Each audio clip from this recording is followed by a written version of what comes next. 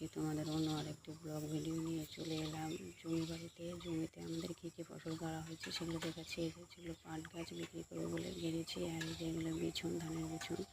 তো আমাদের প্রত্যেক বছরে ডাঙাতে ধানের বিছন ফেলানো হয়, না হলে নষ্ট হয়ে যায় জমিতে জল পেয়ে।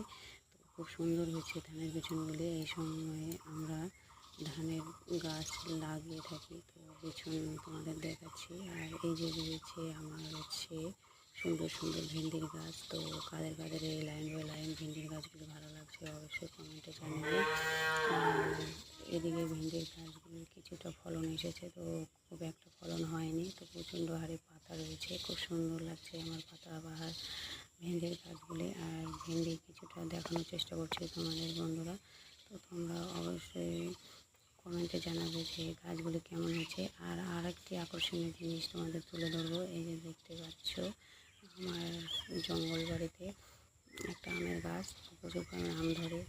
আর এই রয়েছে কুমড়োর গাছ, কুমড়ো গাছের ফলন কমে আছে। আর এই সাইডে ঝিঙের গাছ।